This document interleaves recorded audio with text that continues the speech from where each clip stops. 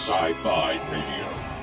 This station is now the ultimate power in the universe. We would be honored if you would join us.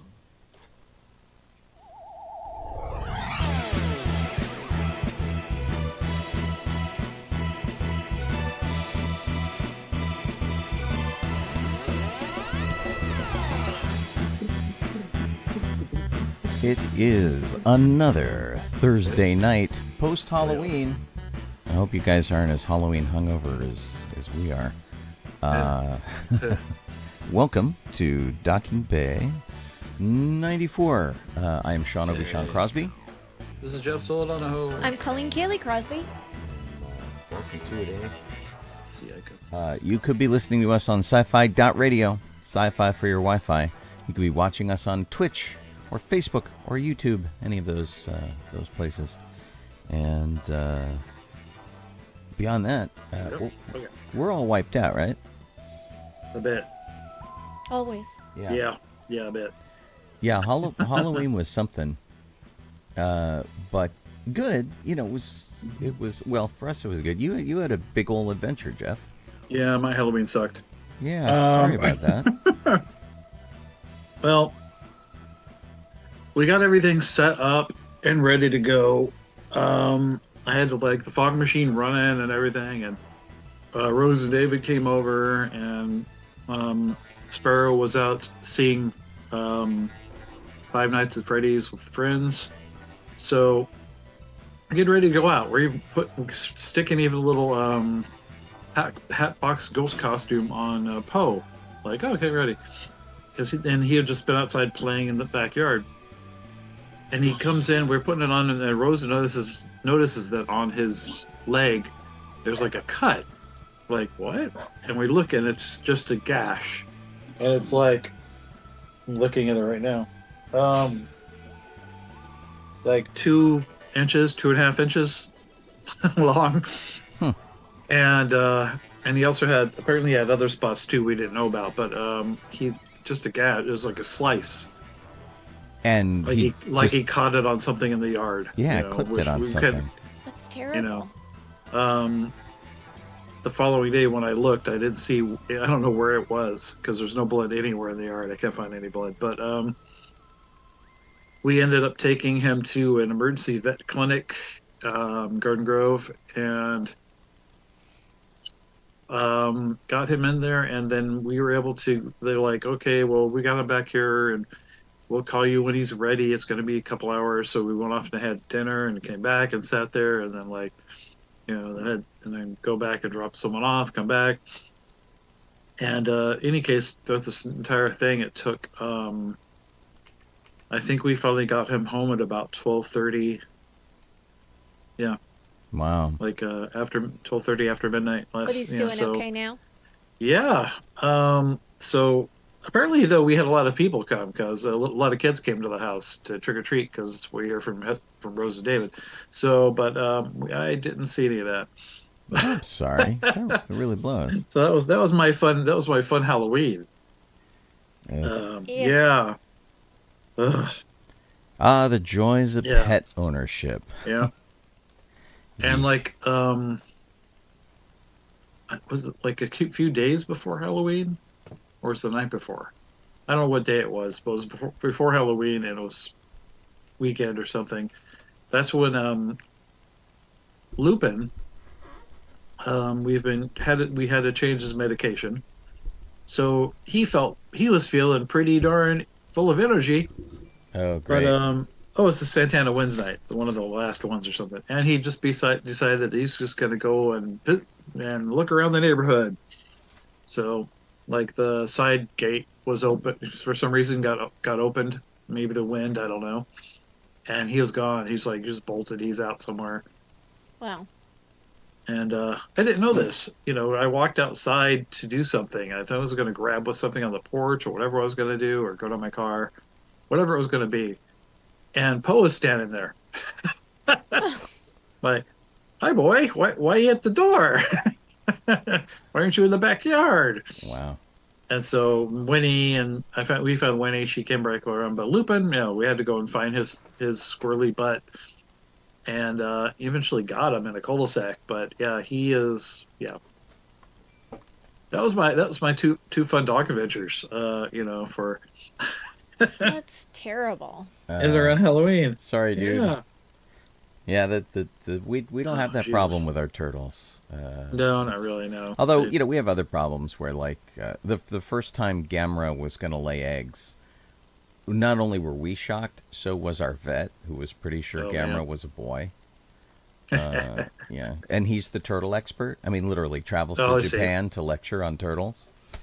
Yeah. Yeah, you'd think, wouldn't you? Think they kind of get that part right? You would think that, but yeah, it was kind of nuts. Well, sorry. The only that was crazy. the only other thing I think I did that that we all did not share was the trunk or treat. So, and that's about it. That was the one at the Orange Police Department. I think that's the one. And it was fun. Got to be Vins for that and run around and or not really run around, just basically stood there and had fun with the other Ghostbusters and confusing children coming up and stuff. It was great. Well, that's fun. Yeah, that's pretty funny. Hey, Sean and I had a pretty full weekend. We did. It was pretty busy. Starting Friday, we went to a rehearsal for the show we're in on Sunday, which is called Radio Roundup. Which is Halloween themed, even though Halloween's over. Yeah. So Halloween's not over yet. Right, just in case you needed more Halloween. We're doing old-time radio dramas at the Lanterman House, which is an old house. If you're local, come on out to La Cañada on Sunday afternoon, and you can hear Sean and I and a couple of our friends doing some ye old-timey radio. Our friend David's doing live sound effects for it, which is really cool. And it promises to be really fun. We're doing Inner Sanctum, we're doing The Shadow, and we're doing a Baby Snooks episode. Yeah. And so it's about 2 hours worth of stuff going on there. So I'm going to interrupt and say hi to Don and Beth and Laura and Chris and Alan, Beth. Kelly, Lori's Michael there. Wine, Lori, and hey, Michael Wine, Jedi Lorene. That's Lori. So. Yeah, Lori's switched over to... Lori's on both. Yeah, because apparently having difficulty with Facebook. Yeah. Yeah, and Beth Allen is Liz, so there we go. All in-house. Hey, everybody. And then, Saturday, or were you going to talk more about the rehearsal? No. Saturday, all three of us did the parade, the Anaheim Fall Festival Parade. The 99th annual I thought it was the 100th. No, next year. Next year. I think is they are they're celebrating the 100th 2 years sort instead of doing twice. a 99th and 100th. Yeah. And I don't know why they're doing that. Probably because somebody messed up the timeline, which is pretty easy to do. But so it's the Anaheim Halloween Parade that's part of the Anaheim Fall Festival. Although we haven't done the Fall Festival in a while. That was the daytime thing. We used to have a booth and do that kind of thing. And they're pretty much just happy to have us in the parade these days, which is just as well, because it's a lot of hurry up and wait. They kept coming up to us going, okay, we think it's going to be about 5 minutes. And then 25 minutes later, they're like, okay, we think it's going to be about 5 minutes. It was a long wait. But it's a long wait when you're the last person in a parade. Yeah, they put all the pop culture guys at the end. So it was Ghostbusters, Jurassic Park, Star Trek, Star Wars, and then it was the municipal department and the fire guys. The fire department brought up the rear, but they put all of the vehicles kind of at one end, so we were all getting gassed out by exhaust. Yeah, jeez. It was a bad weekend for those of us with asthma. Because getting ready for Halloween in our display, I had to go get some dry ice. I was looking for an ice cooler and stuff, and I had to go into what we sort of jokingly call ingleweed, because it always smells like weed over Yeah. there. We got gassed out at the parade. We got smoked out at the parade from people smoking. And then Colleen and I did a bike ride thing where we got smoked out too, which was kind of a drag. I don't understand this happens at the beach down the street from us too. It's a beautiful day. There's the ocean, the sky, the sand. The weather's nice. Birds are flying everywhere. People are bicycling and rollerblading and skating and skateboarding and all of that. And there's a bunch of people who are like, you know what this needs? Lots of weed and cigars. Yeah. And it's just, man, it makes me want to hurt somebody. I know. But the fall festival was fun. It was what is it? The parade? The Halloween parade. Yeah, Halloween parade was fun. And so this is officially your swan song as the point of contact for this, right, Jeff? Yeah, because Aubrey was like, yeah, you need to make this your last year. it's just your stress level kind of goes off the charts. Yeah, because it's not that they're not nice people. They're just hard to deal with it. The joke that I was making, like, boy, there's nothing like a well-organized parade, and this is nothing like a well-organized parade. Really, for us, it wasn't as big of a deal. For us, it was just hurry up and wait. Right. But there's always some sort of issue that happens every year. Getting us situated. Yeah. They didn't know where to put us. They didn't know their pop culture. So they're like, okay, so you need to be in front of these guys. I'm like, no, we're supposed to be behind these guys. I'm like, no, but you're Star Wars. We're like, yeah. Like, so you're up there. I'm like, no, that's Star Trek. Those guys are up there. And then it's Ghostbusters, and I'm following the Ghostbusters as the lead of the Star Wars group. Yeah. And, with the car. And, man, they could not get their pop culture stuff straight. No. And it's not like these people were particularly old. Yeah. They were younger than me. Yeah. It was just I think weird. that it's a lot of it is that basically they're all volunteers for the most part. And then, like, they are handling a large number of entries and a large number of people, and making sure they also have to make sure the parade keeps moving. Right. Because we've had times where, like, it had happened this time every parade where we're standing there in the middle of the parade because it completely stopped. Right.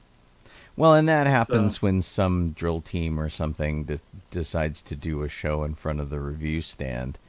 And there are usually like 3 or 4 review stands along the parade, and it's kind of inevitable. It happens at the Hollywood parade, and it happened. Although with the Hollywood Christmas parade, there's a red carpet that covers all the cameras, and then once you get past that, unless some group decides to stop and show off in the middle of the parade route, it keeps moving. It moves pretty quickly. But we've done a lot of parades, and they all have their idiosyncrasies, and some of them are more organized than others. Yeah.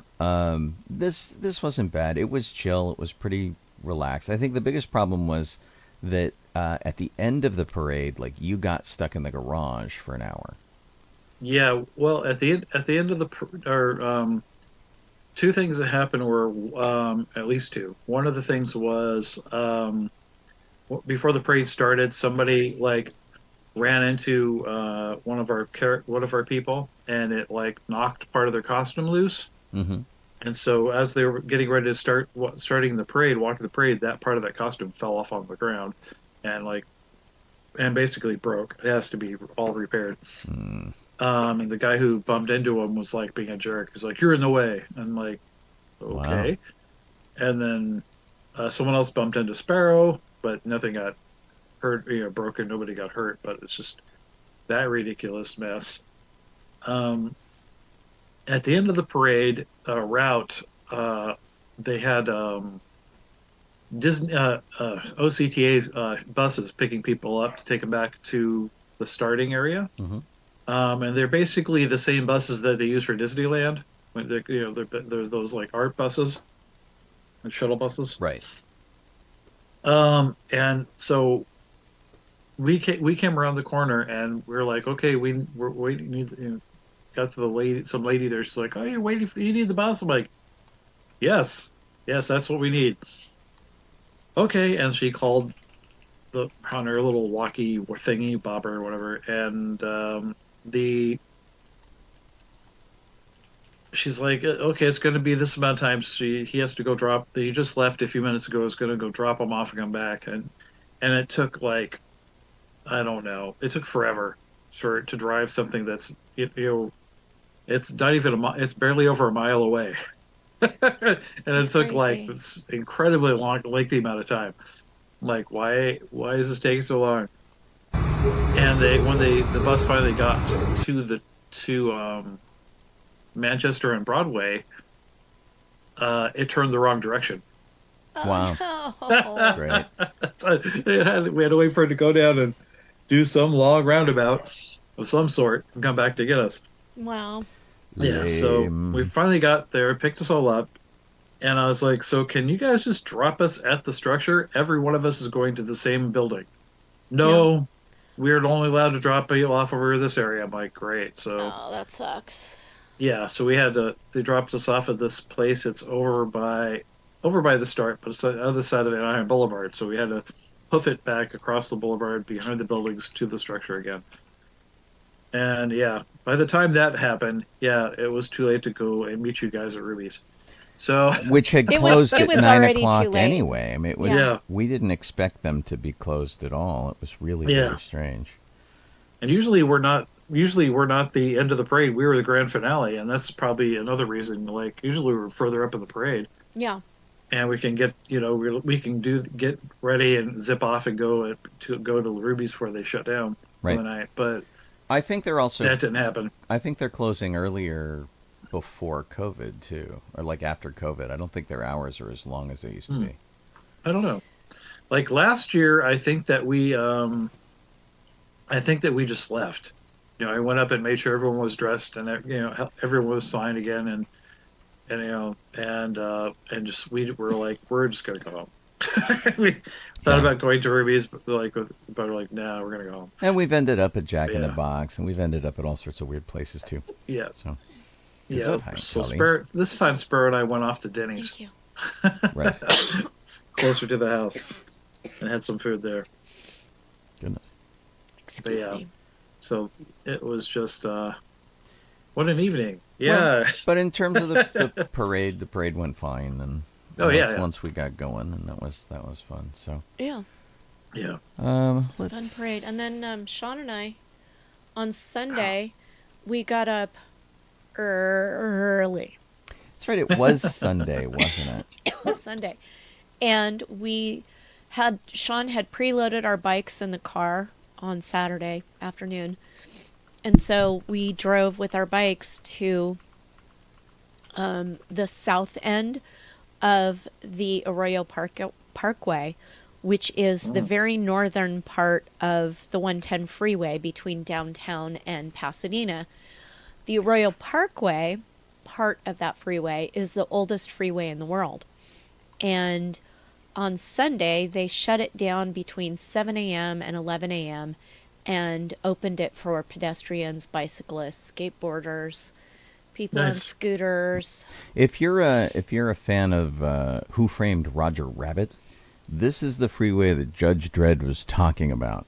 This is the thing that started the freeway system in not only Los Angeles, not only California or the United States, but the entire world, with this whole concept of thoroughfare freeways. And but if you've never been on it, it's very twisty, and it has stop signs right at the entrances and exits. Right. So because it was the first one, and they didn't know how people were going to handle it, it's very twisty, it's very curvy. It was designed for cars that didn't go above 55 miles an hour, and all the on-ramps and off-ramps are very, very short. You're supposed to come to almost a complete stop and make a right angle turn, like a 90-degree turn, to get off the freeway. And as time went on, they started adapting these things. There's little islands there now.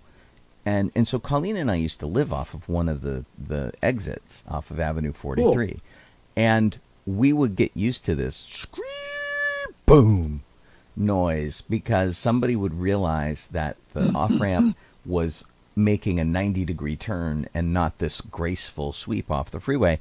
And cars would break their axles rather, on the thing. Cars which was axle, you know what I'm talking about. And their dainty shoes. It was kind of nuts. But I've got a couple pictures up here. It was actually pretty cool. To one side, the northbound side was all bicycles, or was supposed to be. And the southbound side was all walking, or was supposed to be. You could see a guy walking on the center divider, and there were a lot of people who kept doing that. And this is facing south towards Los Angeles. Gotcha. We're kind of looking towards like Little Tokyo and that kind of thing, Chinatown.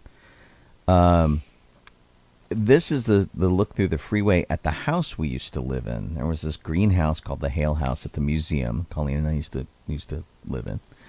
And it was kind of cool to like sort of see it from that direction. There's like a wash between us and there, and all of these plants weren't there when we lived there. That represents like 30 years of plant growth. But we had fun, and we decided that it would be cool, since we were taking our neat recumbent bikes and stuff, that we should go in our Ghostbusters jumpsuits, because it would be something easy, something costumey. Halloween was coming. Let's just do that. And boy, what a great idea that was, because it was like a huge hit. People were so excited to see us, and they were singing at us and shouting at us, and that was really fun. Yeah, it was really neat. And so we had a pretty great time kind of checking out where we used to live from this different vantage point. There were parrots that were everywhere, which was kind of interesting. They were chasing each other around and living in the trees there.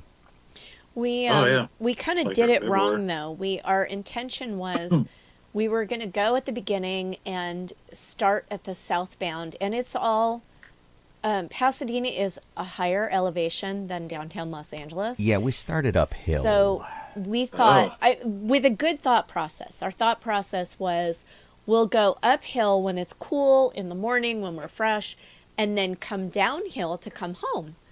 And it'll be downhill most of the way, and it'll just be easier that way. Except it didn't occur to us that we wouldn't make it all the way up the hill. And if we had started at the other end of the freeway, we could have coasted down the entire. We could have coasted down the whole thing. Because it's and like then 8 one miles of us or something. Could have taken the train back to the top. Oh, man. And, 20 years ago when we were riding our bikes every weekend, we totally would have had no problem doing what the plan was. But unfortunately, since we moved here, we haven't been able to ride our bikes. Mainly, it's not even that we're farther away from the safe bike path. It's mainly because people smoke pot on the beach, and we end up having asthma attacks. Well, and that was the thing, is we had a big old asthma attack, and we got on the on-ramp, and we got to the top of the on-ramp, and it's like, we need to rest already. Yeah. Which was actually an off-ramp, because of course we're sort of going the opposite way. Yeah, but Gotcha. It was But we went and sat in the middle divider when we decided we had had enough. Which is the picture you're looking at now. We're actually sitting on the wall of the divider. And it was great because we got to see all the pedestrians and all the bicyclists, and we got to see a penny farthing, and there were a lot of people with electric bikes, which was a little bit of a problem. But we saw tandem bikes. That was fun, too. Yeah, we did. And I saw no fewer than 5 schnauzers, and I got to pet 4 of them. Oh, there you go. One of them wasn't having any, but the other ones all let me pet them, and day made. It was pretty cool. I'm looking for. Oh, this is Colleen's page. Where's my page? I was looking for a couple more. Yeah, but that pretty much wiped us out for the day. It did. It kind of took us out, and you can hear our voices that we're both still having problems. When my response to an asthma attack is to cough a lot. Right. And Yeah. I'm still trying to recover from that. And, Gotcha. you know, We super weren't fun times. the only people in costume, which was fun. These guys had squid hats, and were riding around. And there were these weird bikes that I haven't really seen before, which seemed to have like weird wheelbarrow boat fronts on them that like people were piling their kids and stuff into. Most of those being electric, and like the people with the electric bikes, like pretty much had the whole thing going on because they had no hills to worry about. This is Colleen on her bike, the recumbent bike. So we were kind of low in comparison to everybody else, kind of zipping around. And once we headed south, it was easy. It was no problem. It was downhill the was, whole It was the way. north that was clobbering Yeah. us. Yeah, I bet. And, Sadly. but when we used to live in the area, there were no trains, and so now there's like light rail going through there now, and that was kind of interesting.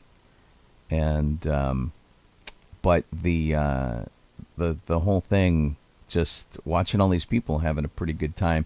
We weren't the only ones in costume. There's a guy down there with a dinosaur costume, so it's pretty funny. So he came in one of those inflatable dinosaur costumes, and decided to do the whole thing that way with his little handler and stuff, and it was really neat. Yeah, highly recommended in 20 years when they do it again. Right. No, it has been 20 years since they did it. They do Right. another thing called Ciclovia that is more frequent than that, but I do hope that they, in a couple of years' time, they open that one back up again, because I think it worked really well, aside from the fact that they had the whole thing shut down, for 4 hours or whatever. And then, of course, Tuesday was Halloween. Yeah. And Sean and I had 144 treats handed out. Cool. We actually handed out, we took all of our candy, and on Sunday or Monday night, I counted all of it. And we had purchased 2 of the ginormous bags that they have at Costco, and then 2 of the regular size bags of individual treats that they have at like Target or Ralph's or somewhere that we were. And it ended up that we could give,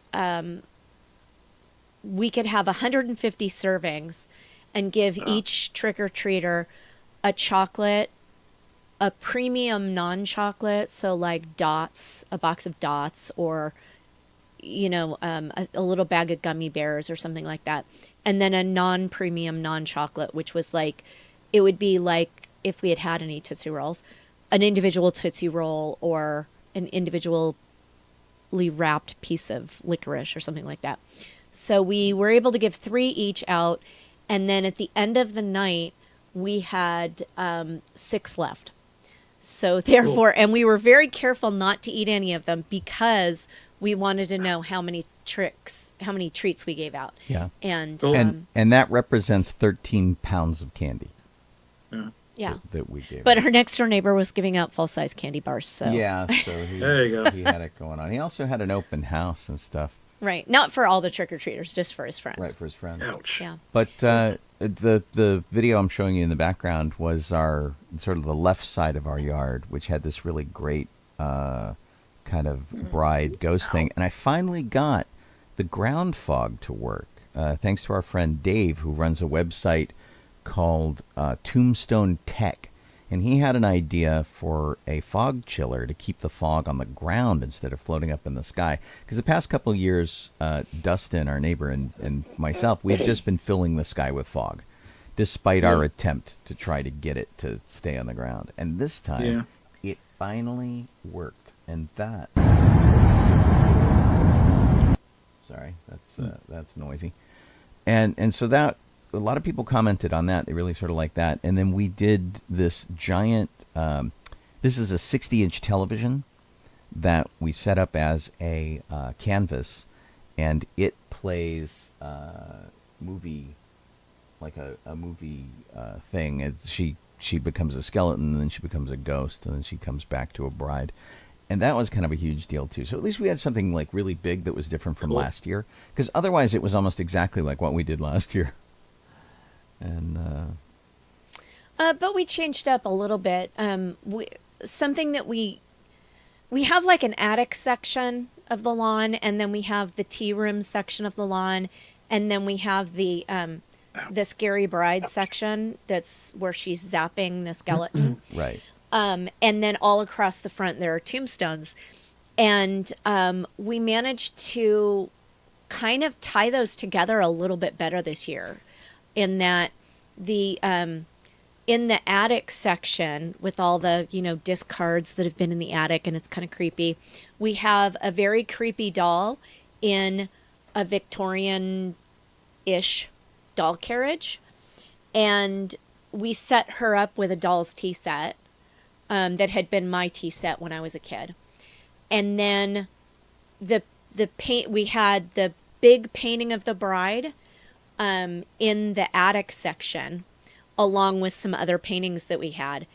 And then in the tea section, we had our normal 2 skeletons, and then we set the table for 3 skeletons, knocked over one of the chairs, and left a cup in the skeleton that's getting zapped by the ghost bride, and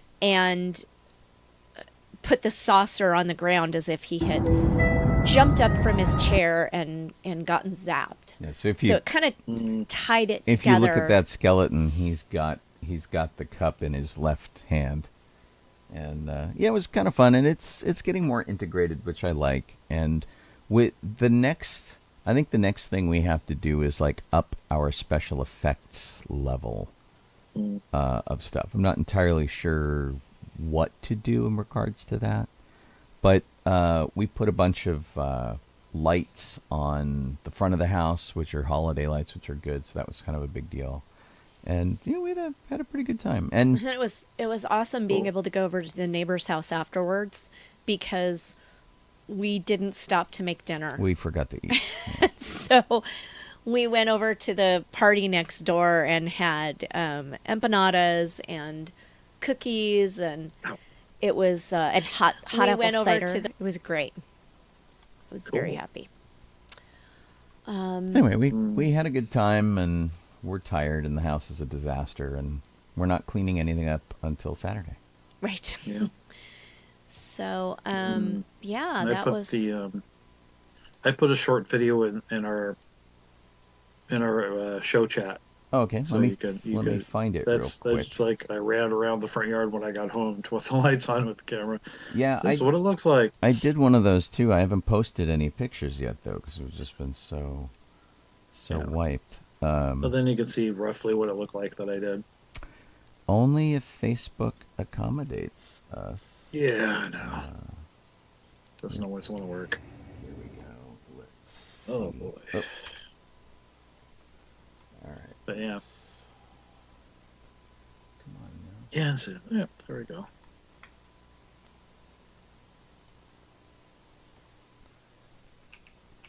All right. This is Jeff's setup. Yeah. Oh, there's the Beetlejuice sign. Very cool. Yeah, yeah. This tombstone and other tombstones. And I didn't quite catch everything because there's some stuff on the other side of the bushes that you can't see, but yeah. Yeah, I did a walkthrough through ours, but I haven't posted it yet. And I think I have to get rid of like lots of people talking, because we had people standing on the sidewalk talking loudly. Yeah. About not spooky stuff. Gotcha. But yeah. That looks good, dude. Thank you. It was fun. Nice. I like the lamppost. Yeah. The spooky light. Unfortunately, the kitchen light is on in the background, so it's not supposed to be on. But whatever. Well, that was the problem that we had with our porch, is that like the lights on the roof were set up so that they were in the same timer circuit as the porch lights, and I had to like get on a ladder to separate those, so I couldn't really do it. So we had our porch rather brightly lit for quite a while. Gotcha. Until we went next door, and we didn't want people to come up trying to find candy. Yeah, we were like, turn off all the lights. And we just turned them off. All But right. yeah, a little bit of a Ow. Halloween hangover, but not much of it due to candy. We really didn't eat a lot of candy this year. Yep. Oh, Yay. Because we sure don't need that. Well, we get don't, just here. but it's nice. Yeah, I would like to have more. There you Jeff, you want to Star Wars us? I had to readjust myself. So I got Poe next to me. Okay, so Star Wars news. There it is. Okay. Let's see. We have November 1st, 1942. That's when Michael Fleischer was born. He's a comic book artist. And what he worked on were he worked on an issue. It says like one issue of Marvel's Star Wars the series. Oh, okay. So I'm gonna guess back in the 70s, that's all he did for Star He Wars. just did the one thing. Okay. Yeah, but otherwise he also did. He worked for like DC and did like Jonah Hex and he 2000 AD for the Judge Dredd type stuff, and yeah, he actually did a lot of other work, but for Star Wars, that's it. Okay. Like one issue of the comic. Our next artist seems to be that way too. Yeah. he, This guy he was did like right. four comic issues.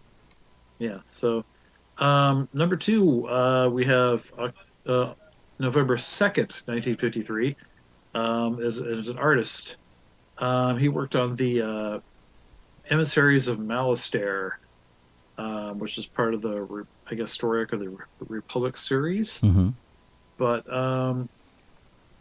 that's, Tom Lyle was his name. Tom Lyle. Sorry, did I say the name of the first guy? I don't think I did. You did. Michael Fleischer. You did. Oh, I did. Okay. Yeah. So this is Tom Lyle. And well, he also he in addition to that, he worked for Marvel and DC. He worked on like Starman, Robin. He worked on Spider-Man. Did a lot of work, a lot of stuff, even Airboy, and stuff for Eclipse. So not just some Star Wars. And the last one is November 2nd, 1954, and that's when Brian Augustine was born. He worked on a comic series that was inside of a comic series, strangely enough. It's kind of weird. It's called Lucky Stars. Was it a short for Star Wars Tales? It's pretty much, it was part of like Tales of the Jedi, I believe, was the name of the comic series. And there were stories inside stories inside of them that he worked on that were called that were the Lucky Stars. Yeah. So that for Star Wars, and then of course he worked in DC and on the Flash and Justice League and other. Well, I think mainly DC, mainly DC, but he did work on that too. That's cool. So yeah. Batman and stuff. Yeah. And Mega Man. I mean, someone's got to work on Mega Man. Right. Okay. Next up, we have is our regular history. November 11th, 1994. So that's not that far away. That's when George started writing the screenplay for Episode 1, The Phantom Menace. On legal pads in pencil. Yes. He posted a picture, I think, when he first did it. Yeah. Let's see here. We have October 29th, 1997. That is when the Magic of Myth exhibit opened at the Smithsonian in Washington, D.C. Did not see that one, but it looked cool. That was a life-changing exhibit. We got really involved in that as it made its way across the country. And you and I, Jeff, spent a bunch of time over at both the Discovery Cube and so that was the same one. Santa Ana, Okay. same exhibit. Okay. And Confusing it with a different one, I guess. oh wait, no, maybe I am too. Oh no, the Magic of Myth. Okay, no, I am. Yeah. I'm confusing it with the other one. Magic of Myth came to San Diego, and that was the one. It never came to L.A., which sucked. So if you wanted to see it, you had to go to the art museum in San Diego. Yeah. They had some good speakers who were coming out there, but that was the one that should have been a heck of a lot closer. I don't know why it never came here. I don't know. We're only going to one place in California. Okay. Yeah, that was kind of it. It was really bizarre. And we're like, really? Yeah. Hmm. Last history is November 2nd, 2001. And that's when they started casting to find an adult to play Anakin for episode 2. Self-determined, extremely intelligent, forthright, whatever.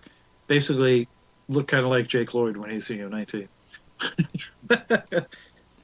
I mean, I guess he kind of does. I don't know, really. I don't think so, but close enough, I guess. Yeah. People look weird as they get older. All the pictures of me as a teenager, I look like I'm Latino. I look very much like Ricardo Montalban for some reason as a teenager, and then I grew out of it. Sort of grew into my face. This is the page, by the way. Star Wars Episode 1, The Beginning by George Lucas. In pencil on a legal pad. So, awesome. don't get hung up on your gear. All you have to do is, break out the pencil. And paper. Exactly. Well, unless you want to, write on the wall. Usually crazy people do that. I see that in TV all the time. People who've, filled the wall with writing. Yeah. They're nuts. Maybe a little bit. Bubba Wallace and Mark Hamill unveil Star Wars-themed paint scheme for a NASCAR season finale. Well, this isn't the first time they've done NASCAR Star Wars cars.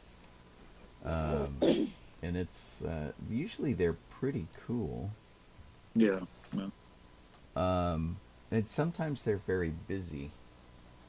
I'm trying to get the video for you, but there are ads. Stupid here. ads. It's kind of rude, I think, and then also it's on X is what they call it now, but it's we know it as Twitter. Yeah. Here we go. Give it a little run here. Good thing it's orange. Right.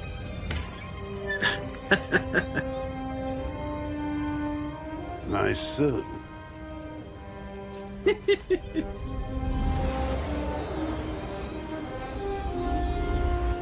a lot of ads on that car.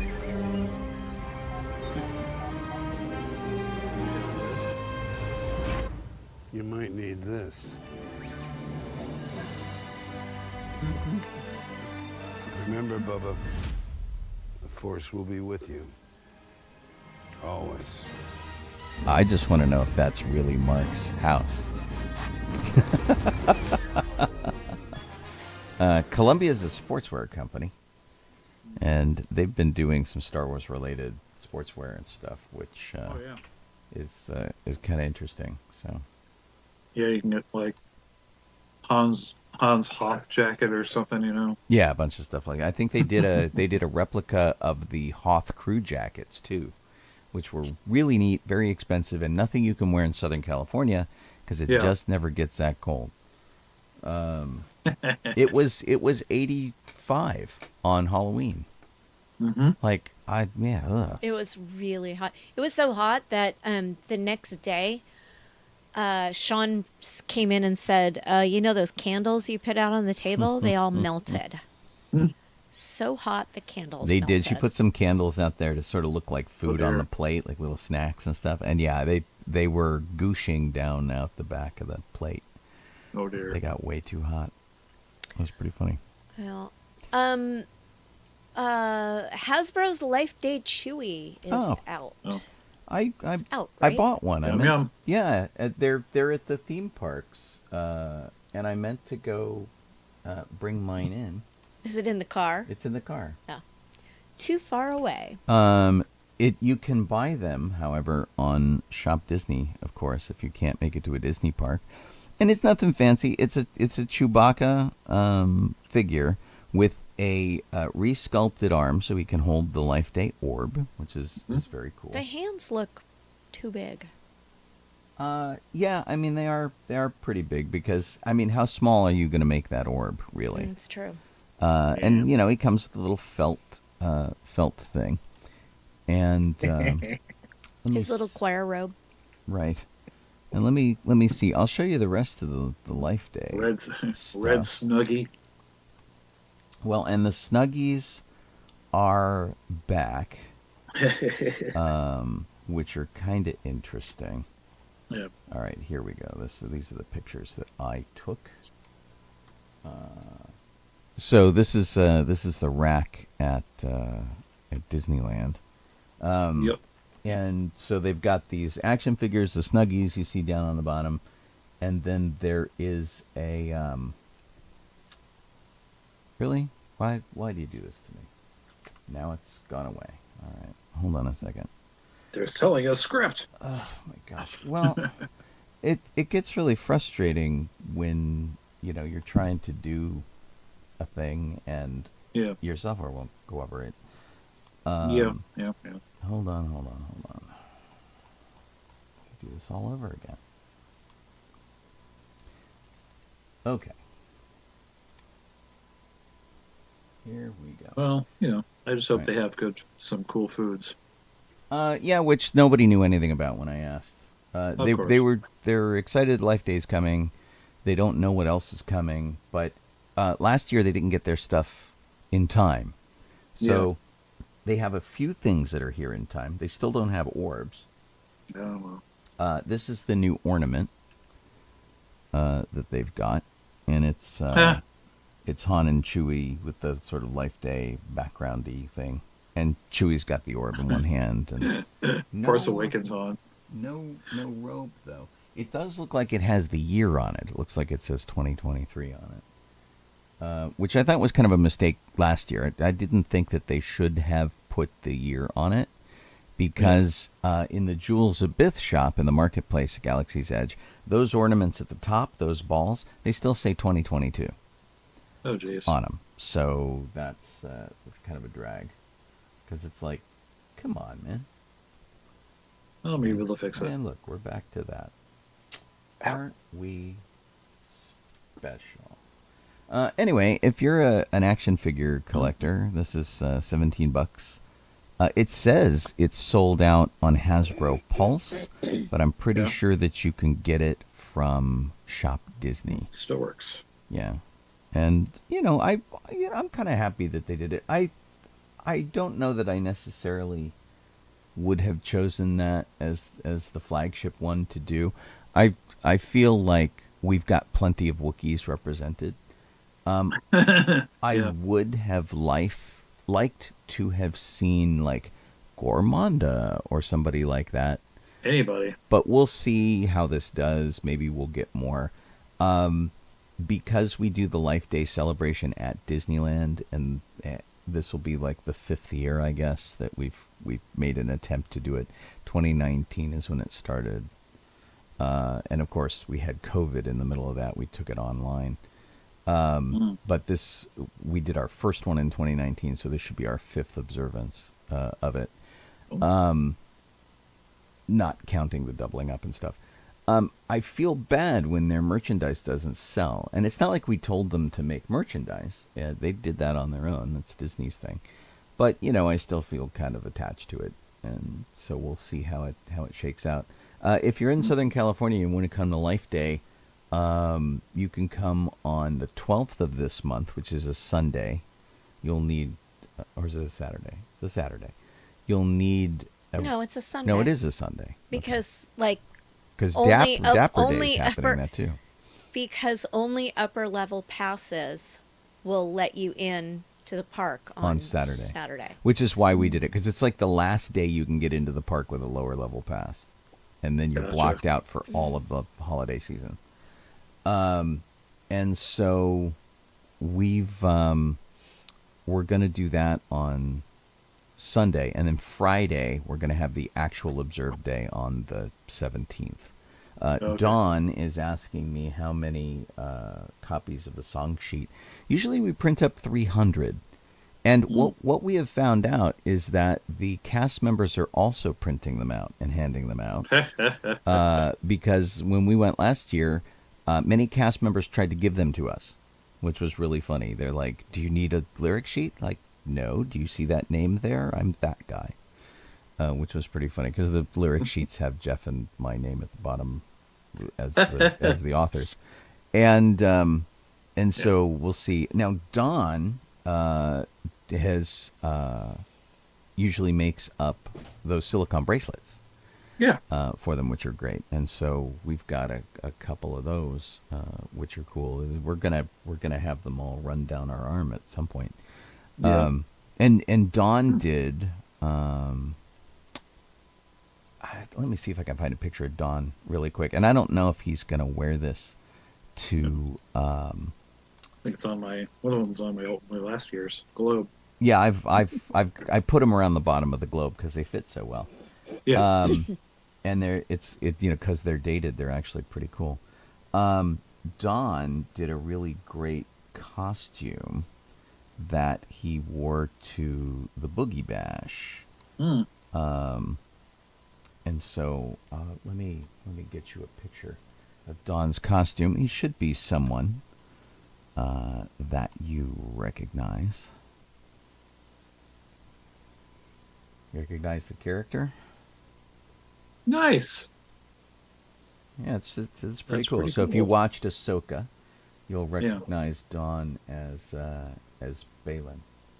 Yeah. I really hate that it just like throws these off all the time. What's the deal? There we go. So that was their group at the Boogie Bash.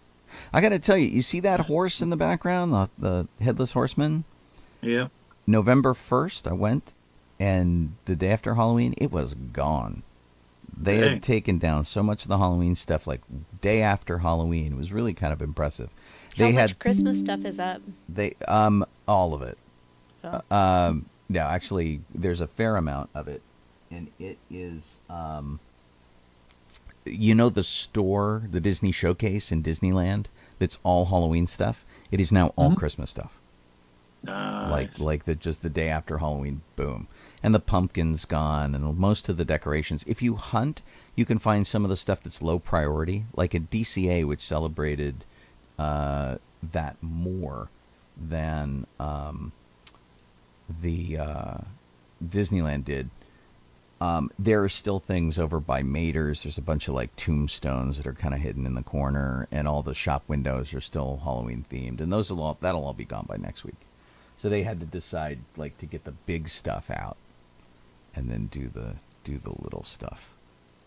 So, but anyway, that was I thought Don's costume was pretty great. It looks great. And as all of Don's costumes are really pretty good. I know. Well, and it's really funny because he I've had so many people come up to me going, "You need to do that costume," and I'm like, I'm not big enough. I'm not like a very big guy. And Balin's like huge, but Don's not a huge guy either. He pulls it off really well. So yeah, it's pretty neat. It was good. So speaking of Life Day at Galaxy's Edge, Disneyland put out their holiday food guide, and last year they had Life Day listed, and this year there's no Life Day listed. What? Yeah. Well, I guess we'll have to see. Fingers crossed that they have any specialty food item. Yeah. I mean, basically all they have to do is take whatever the extra item is that they have at Katz and make a little sign that says Life Day, and we'll be like, yay! Well, I talked to the people at Katsaka's Kernels, which is the popcorn booth in the marketplace, and they didn't know anything about it. They're still doing their coffee drink that they have.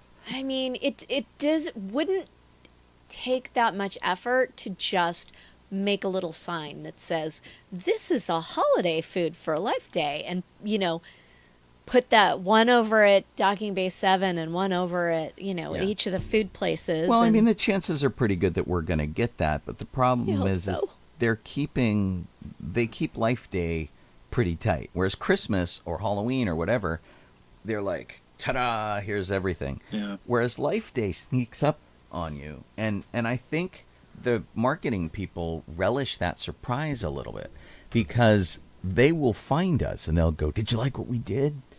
And it's and so when the merchandise usually hits, it's usually, creeps in overnight and poof, it happens. And everybody working the marketplace was shocked they got anything this early. Yeah. And I'm pretty sure that the Snuggies were like left over from last year, the robes. I'm sure they had a bunch of those.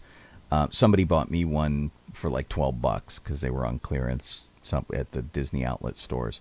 The ornaments from last year, I got one for Jeff. I've got a bunch for my Christmas tree. They were $3.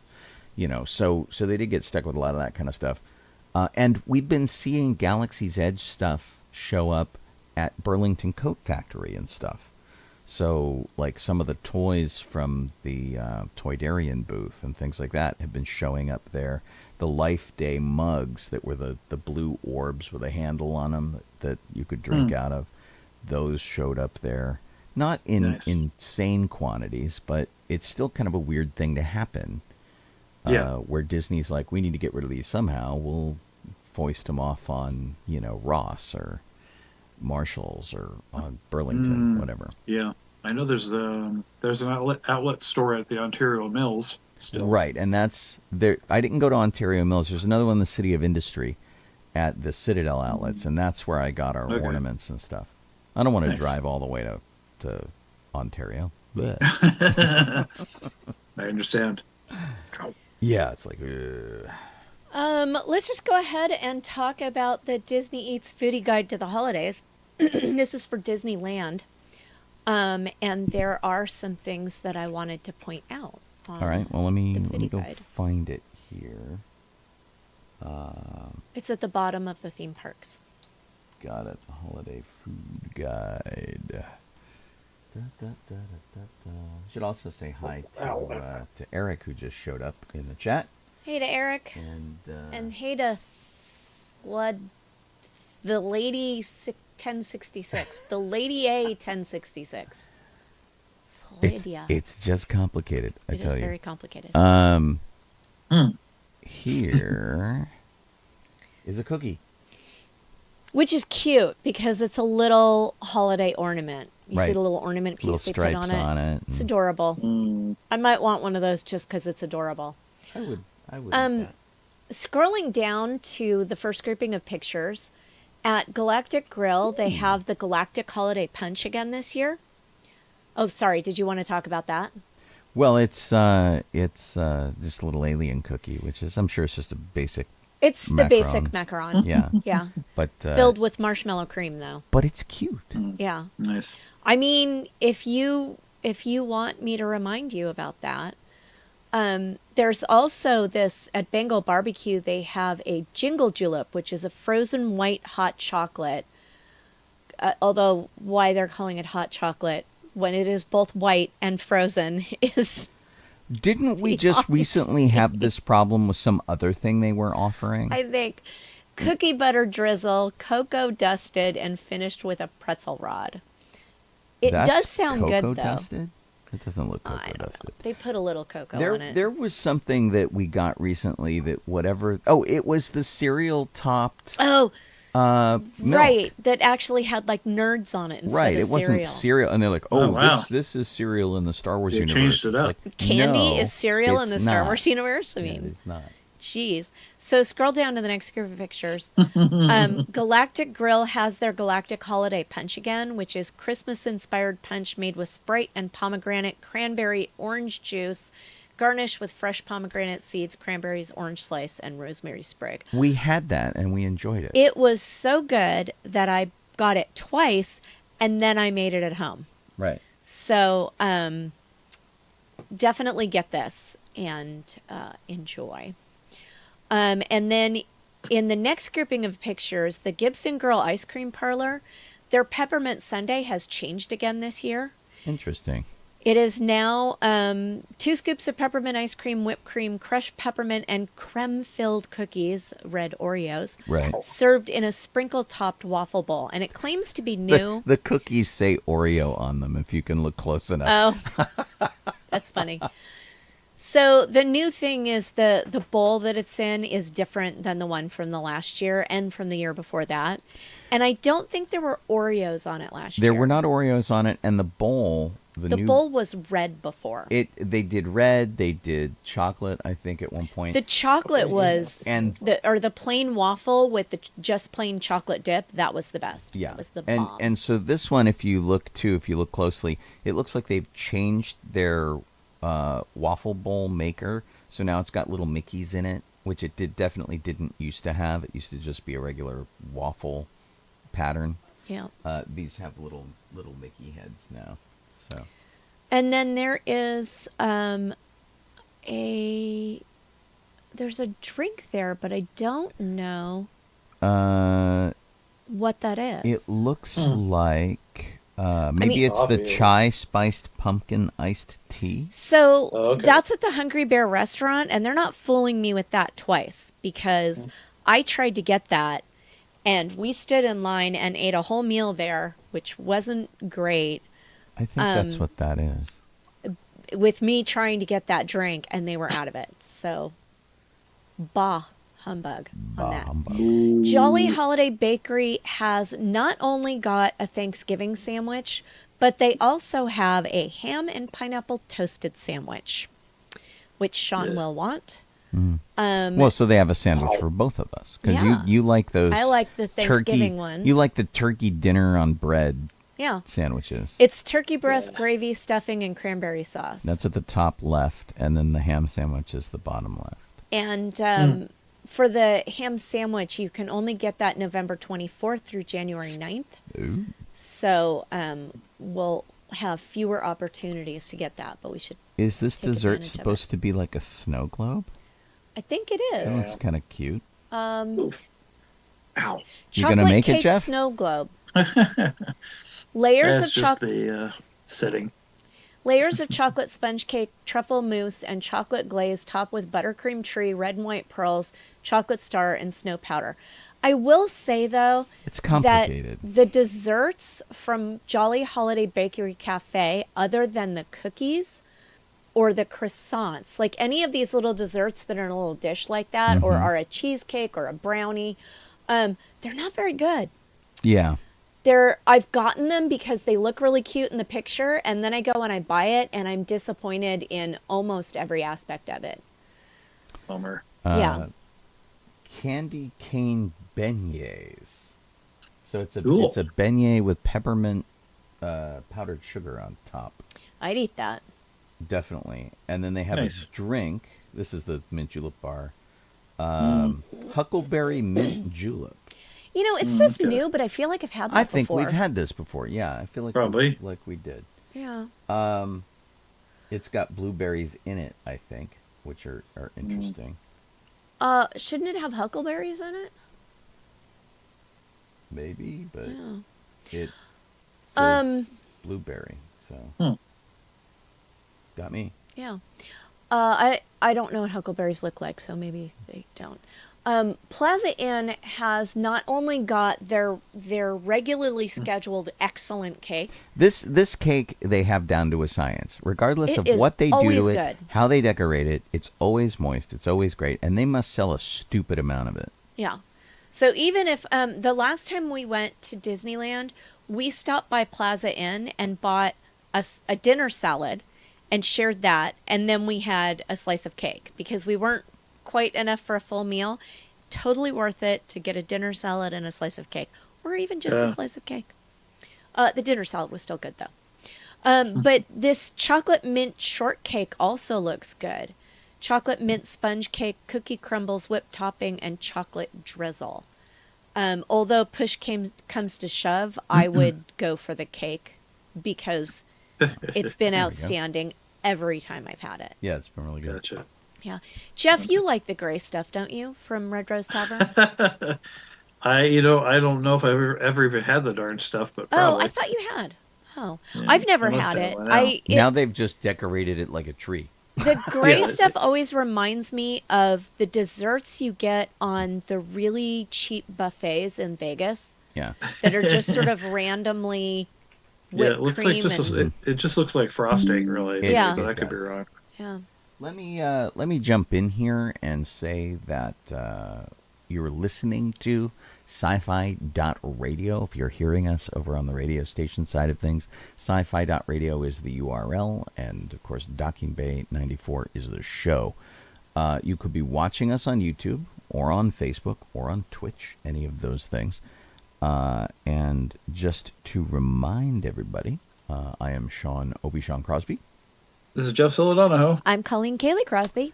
And we do this every week. Kit, Boba-Kit, Sovine's doing all our links and stuff. Now that she's got all this free time because the baseball season's over, she's back. And to you guys hanging out on the chat and things like that, we appreciate your company.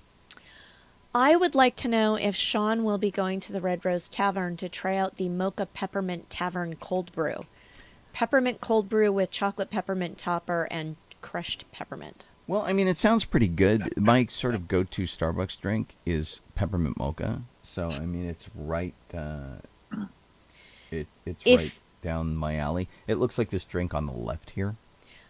And the drink on the right is pomegranate lemonade and ginger beer with spiced coconut topper, which I would be pleased with. And ginger beer. Yeah. That is an interesting thing.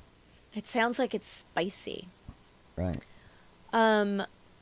Wow, sticky toffee pudding jar. Oh, this is at the River Bell Terrace, which is a sit-down restaurant, so harder to get into. You have to make reservations or try to see if they have any walk-up available. The cranberry apple tart looks interesting. The sticky toffee pudding jar, I don't think is one of these. I don't see it. Let me scroll up here real quick. The cookies and cream fritters are there from Royal Street Veranda, and What's there's that baked potato thing? That It's like a is a Thanksgiving celebration potato. Baked potato. Yeah, it's at the Troubadour Tavern. It is pulled smoked turkey, whipped cream cheese, stuffing, cranberry sauce, gravy, and fried onions in a potato. I'm not sure about that. And I'm a big fan of baked potatoes. It's kind of a lot. Yeah. Also, I don't like the turkey legs at Disneyland, and I believe that they are using turkey leg leftovers. Oh.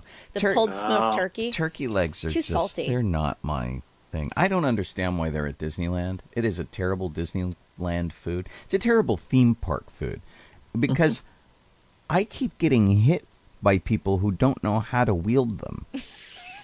I'm like walking through a crowd and invariably how to operate your turkey someone leg. hits me with a frickin' turkey leg. I almost need to do a video there going, here's how to properly hold your turkey leg walking around the park. Do not do this because it's exhausting. So they have a fun new treat at the bakeries and candy stores, and that is peppermint patties. Oh, really? Yeah. Oh, that's fun. They've got all these holiday things, and then churros in the here. middle there. Oh, I'm down further. I never stop at churros because they're all Lots just of churros. Just a bunch of What churros. is this pretzel? It's a giant pretzel. Go down. Toffee. It is a toffee pretzel. Yeah. Meh. Oh, I see the peppermint patties. Yeah. That's fun. And then, of course, the bread, the sourdough bread place, Boudin, is making Christmas loaves, Right. which are overpriced but really fun. Pull So, apart trees and a snowman. Yeah. A friend of mine who works there just learned how to make Baymax. That's fun. Those Baymaxes, though, aren't very big. I imagine that this little snowman is the same size. It's about the same size, and that's they're like $12. $13. Yeah. That's 12. So. Oh, but the candy cane sourdough bread looks good. It's just sourdough bread with a hook at the end. Right. It's a weapon. Yeah. Okay. And I don't know if I see anything else that is remarkable. There's more drinks. There's gingerbread. There's a mini bunt cake. There is a gingerbread shake that looks good. There is a hard float. I can't Is even that with beer tell what some of these are. Yeah. or hard ale? It's pomegranate seltzer. It doesn't say what the alcohol is. Maybe it's cranberry I pomegranate. don't even know where alcohol. you're looking. Clarabelle's hand scooped ice cream. And there's a champagne raspberry way at the sorbet and a garnish. The reason I yeah. stopped is because I The thought thing you're. Oh no, that's the not thing I it. was looking at looked like an eggnog float. Yeah. They don't even have it Oh, it listed is. here. Nog chata. Oh. It's rum chata topped with whipped cream and sprinkles. Yeah. DCA, California Adventure, is like all about the booze. Yeah, all about the booze. Oh yeah. That's a song parody I want to hear. Yeah. All about the booze. Yep. I don't see anything else that's like really making me go woo. But there's lots and lots and lots and lots of drinks. Like Flo's has a whole Yeah. So bunch of drinks if you're and into the adult beverages, check this out. stuff. Yes. And also, if you're like, what on earth is that? Street style watermelon with lime juice, chili lime seasoning, and chamoy. It looks like someone cut off a chunk of beef I don't know where or you're something. looking. I just see Keep going drinks. down. Okay. Cookies. Keep going down. Cake pops. Going down. Okay. Oh, the water. That's the watermelon. That's watermelon. Ooh. I'm guessing that the Wow. picture is like oversaturated because that's I kind of think crazy. so. It looks like something got killed. I mean, I'm sure a watermelon did. But It's like a bisection of somebody's thigh. Yeah. It's like terrible. And then there's a chocolate is great cake for flan. Halloween. There you go, Sean. Your favorite. You're just mean. Yeah, I am. I don't like flan. Flan Yeah. is a terrible dessert, in my opinion. Yeah. So anyway, and check it it goes out. on with the hotels and all this kind of garbage. It will not die. There is a beverage that is adorable looking that I would never. I'm sure it's an alcoholic beverage. Yeah. Is it the one in the Santa? Yeah, it's the belt? one in the Santa belly. Yeah. It's a round glass with a Santa belt It's on it. probably the winter white cosmopolitan. And what is that? Rosemary sticking out of it? Yeah. Interesting. Oh no, the winter white cosmopolitan is next to it. Oh, this is Santa's margaritas for two. Blanco Oh. tequila, For peach two. liqueur, raspberry liqueur, cranberry juice, sweet and sour, garnished with a white sugar rim and fresh cranberries. And they don't mention the rosemary, but There's a reindeer is. sipper with a tongue. Look at the tongue on that guy. gross. Looks Yeah. like there's a It's little like the ones that are in the parade. Chip and Dale ornament. Yeah, literally. Kermit with some packages. That's cute. There's straw clips.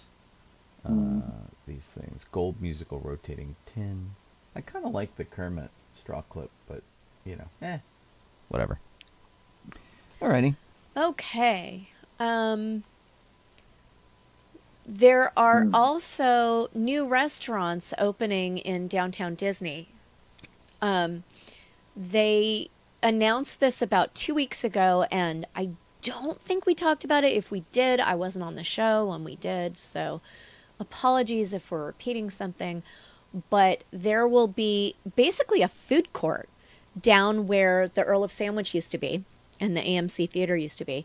They're calling it Parkside Market, and there will be 4 eateries in it. The first one is called Soul Sister, and it is serving a Korean forward menu based on bibimbap, which are those Korean rice bowls.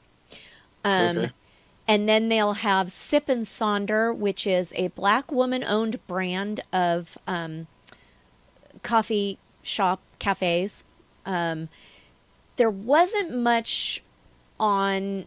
So the Soul Sister place, I was like, yes, I love bibimbap. Bibimbap. Can't pronounce it, but I love to eat it. There was really not much at Sip and Sonder that I personally, a person who doesn't like coffee and can't eat shrimp, because for some reason they're doing Caribbean appetizers as well. Gotcha. There was nothing there that I would like. The third place is called Gigi's Chicken Shop.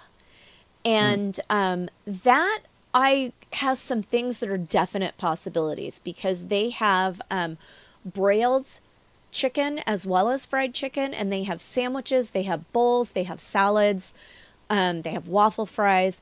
It looks like a lot of great stuff on their menus. Their brick and mortar store, their first one is in Chicago, so I imagine it's a very Chicago tasting menu.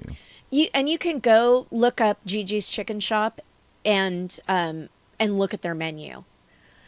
And then they also told us about a second story bar that is unnamed at this point, but it's going to have craft cocktails and mocktails.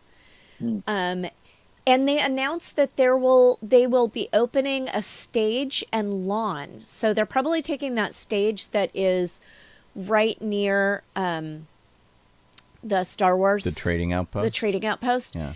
And they're going to make a permanent stage and a lawn so that you can actually go and watch the concerts and sit down. Yeah, we saw that in the plans when we looked at the plans for the area.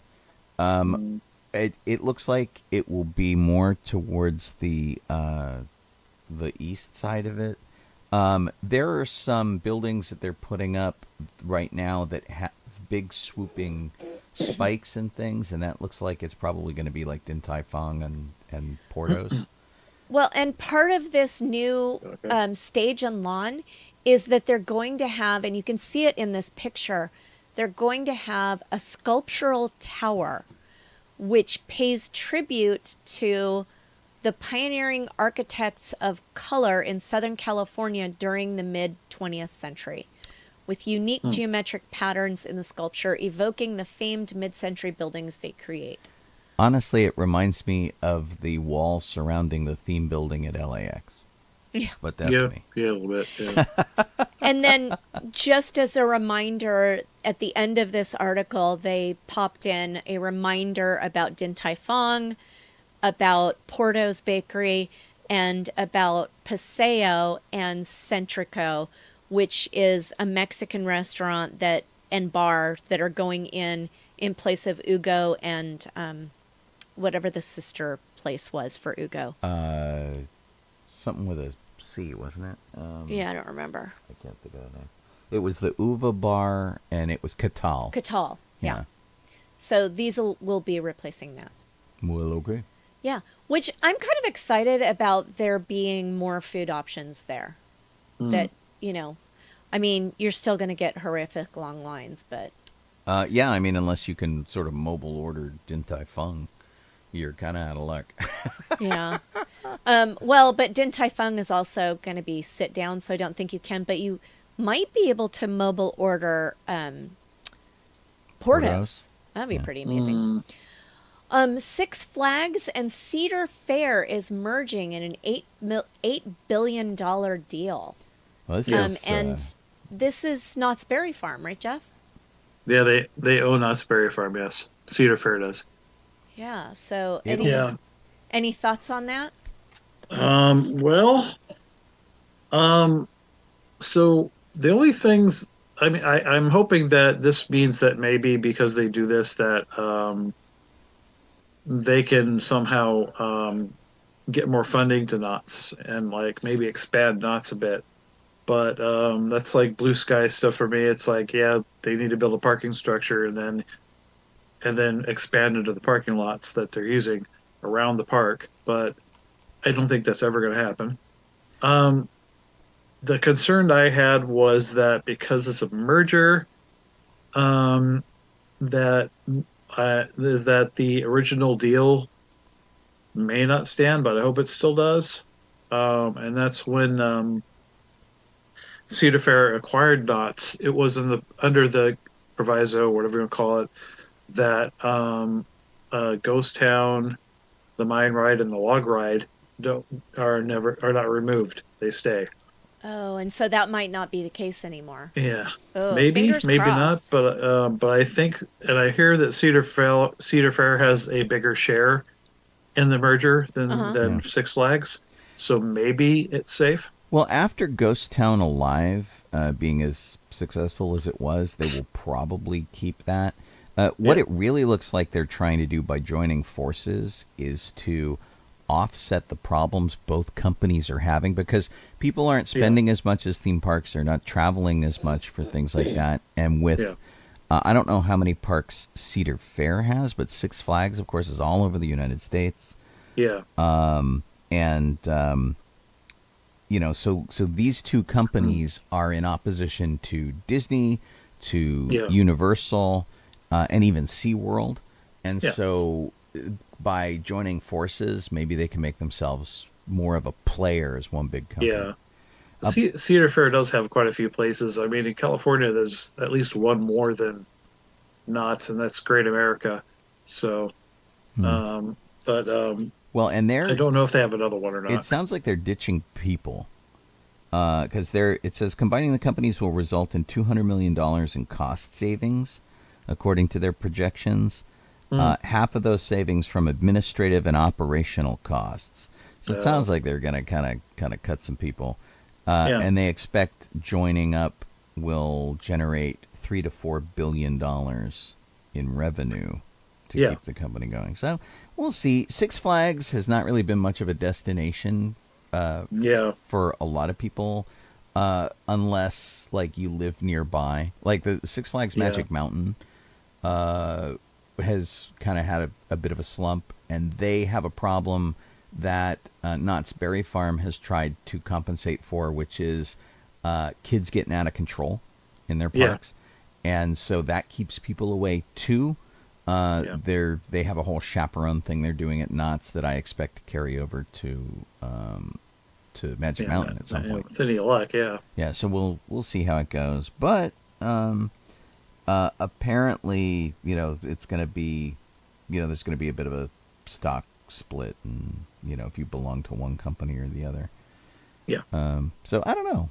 It could be fun. It could be cool. We don't want to see, as much as I'm not a big fan of Magic Mountain anymore. I don't want to see it go away. So it needs anything for competition against like Universal and Disney and such. Definitely. And as a cost-effective place for people to go, I mean, it's, what is it, like $150 for an annual passport or something? It's like $110. Magic Mountain, I have no idea. What about Knott's?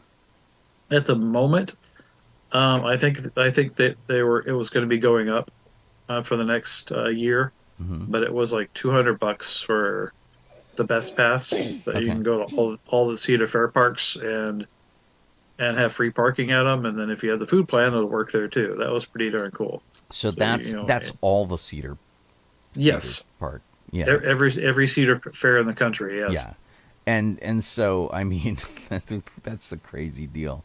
Yeah. Because I think the Disneyland thing that let you do both Florida and California, which they don't do anymore, that was like $2,500 or something. Yeah, it was an insane amount of money for that. Yeah, it was crazy. Oh my gosh. So, wow. Yeah. Right on. Well, we have to go to Knott's when they fire up Ghost Town Alive again. Yeah. We got to go next totally. year. So. Which I believe is like, I think it's just like basically summer is when Ghost Town I think Alive so is. too. Although I'd be surprised. Usually Knott's Berry Farm does some sort of Christmas fair. Oh, they do. And I'd be surprised if they didn't bring a few characters in for that. Yeah. Well, they used to. They were doing that where you would get on the train and people would. Well, it wasn't just a train, but you can get on the train and people would hop on the train in character, right, and sit next to you and discuss things. Oh, where are you coming from? And they would talk about their days in Calico or whatever. Up and it was really cool. Yeah. But they haven't done that in forever, so I hope they bring it back. That would be nice. Neat. Sean, you want to take the next section? I will indeed. Kind of a big week for losing people, especially if you were a fan of television. We lost the big, bad, bald bailiff on Night Court, Richard Mall, who played Bull, passed away at the age of 80. He was also a voice actor. He did a lot of really great stuff. He was Two-Face on Batman the Animated Series, Harvey Dent.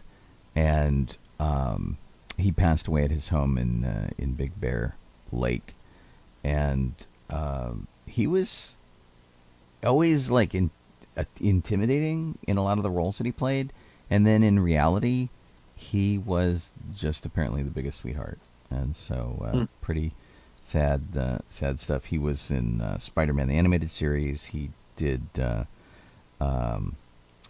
He was in Jingle All the Way, Scary Movie 2, The Flintstones, a whole bunch of stuff, and he did not come back. All 6'8" of him didn't come back for the reboot of Night Court, where John Larroquette did come back. So apparently, the original series ended with his character being abducted by aliens who needed somebody tall to reach the stuff on their shelves. So, which honestly sounds like the sci-fi story of the day over at sci-fi.radio. Like, aliens kidnap all the tall people so they can take things off the shelf. Anyway, that was hit number 1. Hit number 2, at the age of 54, Matthew Perry, one of the friends in the show of the same name, passed away. And he was in his jacuzzi, and apparently somebody did a wellness check on him, and he had passed away in his jacuzzi. They don't know why quite yet, but no drugs were found at the scene and stuff. He's had a very tumultuous career. He found drugs, he found alcohol, he got off drugs, he got off alcohol. The other Friends actors called him on his BS and got him into rehab and stuff. It's really kind of interesting to watch Facebook and see lots of very heartfelt, loving tributes to him, and also like really inappropriate memes that people also mean from the heart. They're not being mean to. It's just people are sort of dealing with it in the most Chandler way they can think of. Oh, okay. But of course, everybody has been posting remembrances of him and whatnot. And he released a memoir last year. It was Friends, Lovers, and the Big Terrible Thing. And so if you want to read more about his life, you can do that. But Janice, who was Chandler's on again, off again crazy girlfriend, posted, and Selma Blair and all sorts of folks. He's like just too young, so we're kind of curious as to what happened. We'll have to see. I kind of get Richard Mall, who was 80. 54 is younger than Colleen and I are. That's like too young, man. So, yep. Sad news. Yeesh. Ow. Going back to the amusement parks for a moment, the Knott's Berry Farm season pass is $99 if you buy it in the next 3.5 hours. The 2024 season pass price goes up November 3rd. Yeah. But the season pass that they're offering, when does it expire? Because a lot of places are doing, through the end of the year. It's the season pass is 2024 season pass. Oh, okay. So it is, and it's actually longer than a year if I read it correctly. It's from now to the end of 2023 and all of 2024. Wow. Yeah. So and that includes parking. And I think that's more than likely one of the lower ones for $99. That's the lowest one. Oh, I see. It does not include what they're calling preferred parking. Yeah. Got it. But maybe it allows for non-preferred parking. Yeah, I'm not really sure what that means. Yeah, preferred parking is only on the Prestige Pass, which is $350. Got it. For the next 3.5 hours. Yeah. Yeah. Funny. Looks like they bumped the price up. Yeah, it says enjoy unlimited visits for the rest of 2023 and all of 2024, including Knott's Berry Farm, Boysenberry Festival, and more. Neat. Yeah. Yeah. Pretty cool. Okay, Jeff, speed round. Hit it. Okay. This one I want to talk about quick. They did it ouch. They did a test screening and well, be ready to be surprised. Texas, um, for the Marvels, and it had they're saying middling reviews. Well, it's Texas. Yeah.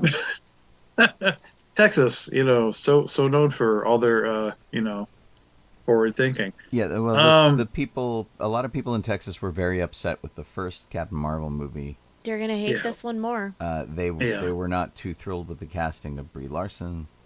Yeah. And so that's it's all the basement dwellers. Well, maybe they just went to get the worst possible group out of the way. That's like, we know they're going to be unhappy with this.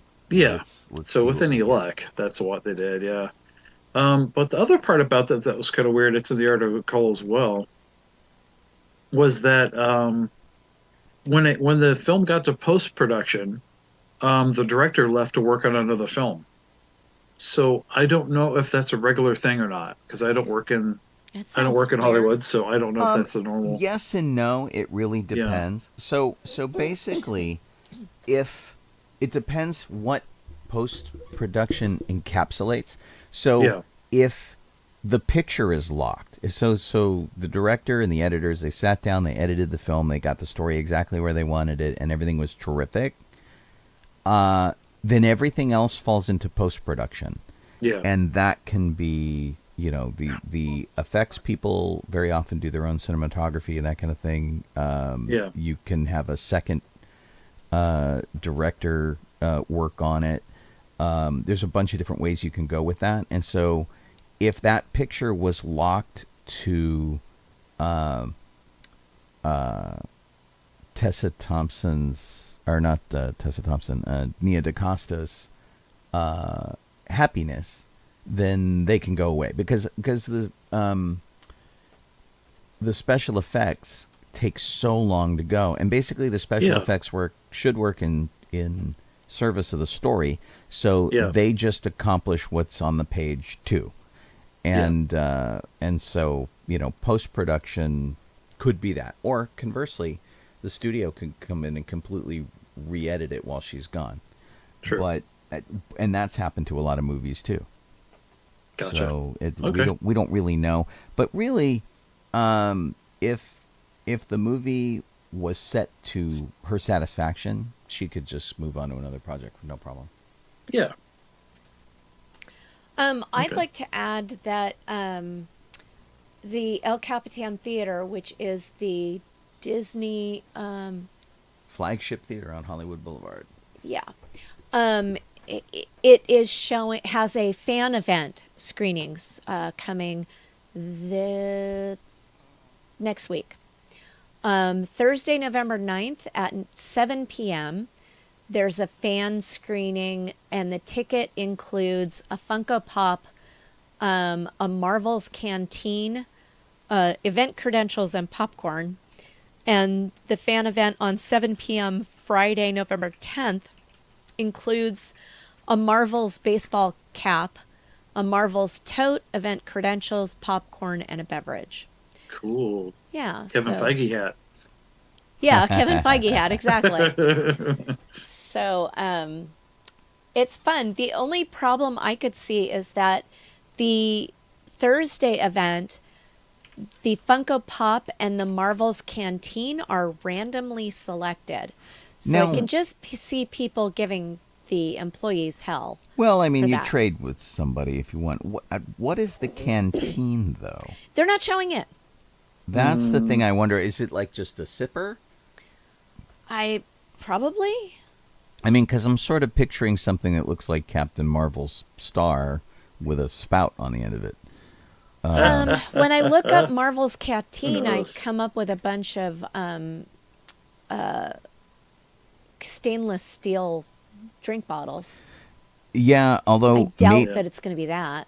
By Corksicle. Yeah, I don't know. I mean, maybe there's it a is. Captain Marvel Sport Canteen, which is, but they're $42. Yeah, I can't imagine they give that away. They're really nice. Yeah. But I don't know. Yeah. So anyway, that was part. I guess that was my thing, adding on to Jeff's. So Sean, go ahead. Sure. Let's see here. Mattel, my former employers, has unveiled a new Ken doll who is dressed up in the Barbie movie hoodie that Ken wears. It says, "I am Kenuff," and it's got the same sort of tie-dye sort of look that's there. And actually, the Ken doll isn't that far removed from Ryan Gosling. It actually kind of looks a bit like him, and it's kind of fun. So if you need a Ken in your collection that represents the movie, that's a pretty good one. They're doing pre-orders until November 14th, and that is over on the Mattel site, I think. So, kind of cool. Jeff? So there was an episode of South Park where they basically went about saying the diversity pandering from like Lucasfilm and Disney and whatever was Lucasfilm, and the characters of South Park are represented by more adult women, I guess, instead of young white boys. So like there's an Asian gal, Native American woman, African American woman, like Latina woman, I think. I can't tell. Anyway, so they did this in the episode, and all these things like saying it caused like Elon Musk and what's her name, Gina Carano to so to speak, back up the fact that that Disney's pandering, and the whole episode, it kind of leading people that way, that's what the makers of South Park think, but no. So Elon Musk and Gina Carano apparently didn't bother to wait till the end of the episode, because it was all Cartman. So like all the people that are sending ugly letters and hate mail and whatever to Kathleen Kennedy, and saying that she's doing all these terrible things, it was all Cartman. It was all Cartman abusing Kathy Kennedy. Yes, yes. Yeah. I'm like, perfect. Well, and on the base of it, it was like, Cartman like wakes up to discover he's been like replaced by a black woman.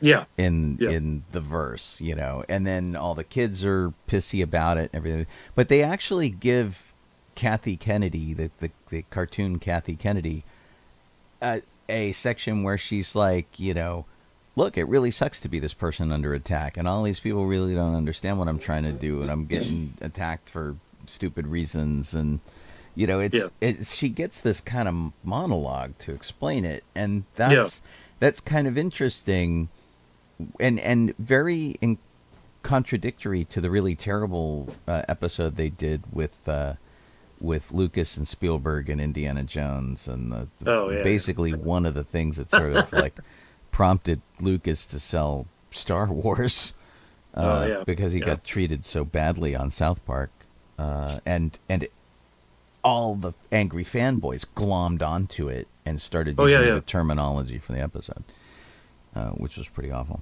That's interesting. And I'd be interested in seeing the episode, understanding that it's really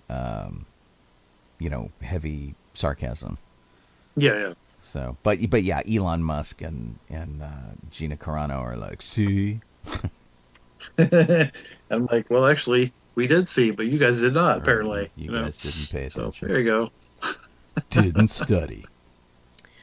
Brother.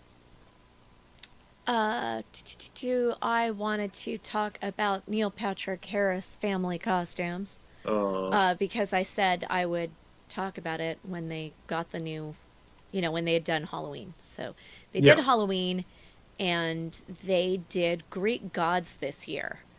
They did Aphrodite, Hermes, Hades, and Poseidon. And they're fun, but I think some of the ones they've done in previous years I've enjoyed more. Yeah. Yeah, I mean, they're well done, of course, but well, and their little picture, which I'm showing you here, is so heavily photoshopped and stuff too. Actually, reminds me of like every year Weird Al does a weird photoshopped Christmas card. It really reminds me of that. Yeah, it's like that kind of vibe. But Awesome. It's interesting to see as their kids get older, what they're doing, and like, can they maintain it? Like how long before the kids are out? Yeah. Yeah. And they're like, Right. oh, I want to go do something with my friends. I don't want to do the family thing. I mean, I don't know. They could be just like completely devoted to their parents and whatever. And also, it could be a photo shoot and not a party. Right. You know, but still, at some point, you'd think that the kids would be like, "Ain't gonna happen." Yeah. Yeah. And I'm looking to see if they have any of the previous costumes here. It doesn't look like it. I think last year they did. Well, we talked about it last week. We looked at all Yeah. of their costumes Yeah, for the looked last a ton of like, them. 10 years. They did the fast food ones, I think, last Yeah. year, which was really very funny. So Yep. cool. Sean? Two things here that are kind of interrelated. I'm going to kill them both. What could it be? Whatever could it be? It's no secret that one of my favorite movies of all time is the movie Highlander. It's so ridiculously campy that you can't help but have a good time when you watch it. And the sequels have been questionable, and now it looks like Lionsgate wants to reboot it as even more action adventure. Henry Cavill is in it. Chad Stahelski is in it, and they think that like this is the next movie that's really gonna pump things up. And so Chad Stahelski did John Wick, and Henry Cavill is going to star as Connor MacLeod of the Clan MacLeod. So you know. It'll be interesting to see what's going on. They have a screenplay.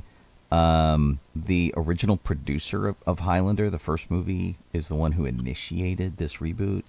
So we'll have to see. Russell Mulcahy was the original director, and I thought he just did a stellar job, but he doesn't seem to be involved at all, which is weird. And but all of this stuff that we're reporting right here is stuff that came from before the strike. So they're sort of in limbo. A little bit.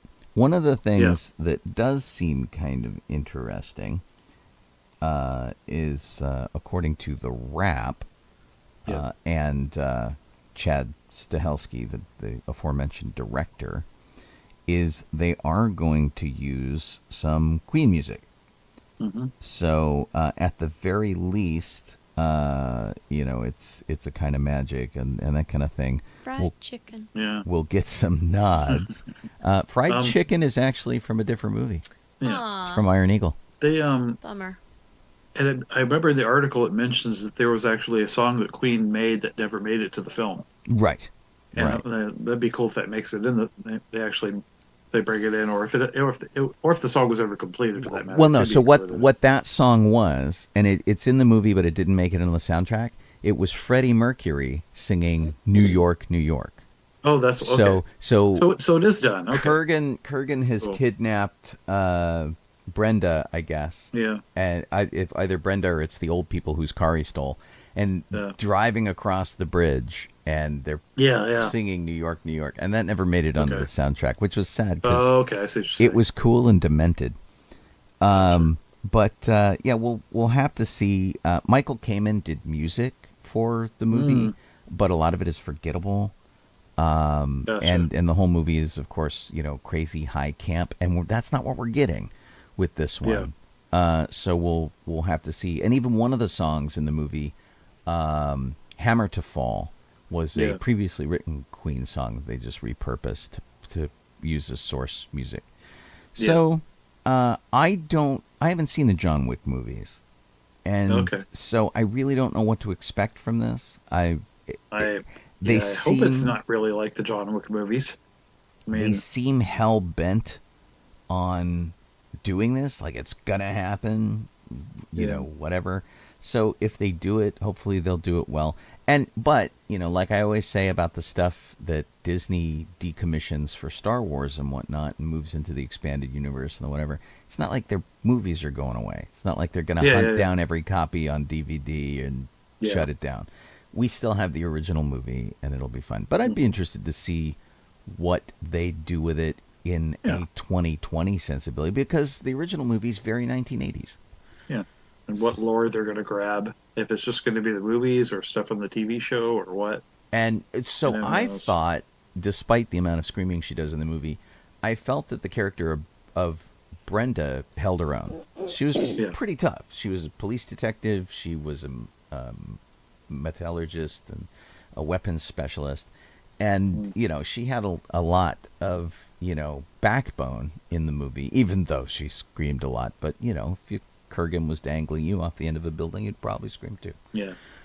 So I'm curious to see who they're going to get to fill that kind of a role and how they're going to change that. I mean, is she just going to be a complete badass that fights alongside him now? I mean, I don't know. I'm not really sure what to expect from this. Yeah. Wow. Okay. Me, right? Yeah, I think so. Like, it was Jeff, Sean. Jeff, maybe? Jeff. I guess Jeff. Is it Jeff? It's Jeff. Yeah. Go, Jeff. Yeah. Okay. We're gonna go. This go along with Neil Patrick Harris. Bradley Cooper and his I guess Bradley Cooper and his ex. I don't know. Whatever. They dressed up as Rocket Raccoon for Halloween. There's a picture too. I couldn't access I am, the picture. I am trying to find. It takes forever to load the entry. It's in the article, as it were. Yeah, I can't find the article. Bradley Cooper, here it is. It's been crossed out. Oh, already. I found it now. Yeah. Yeah. Let's see.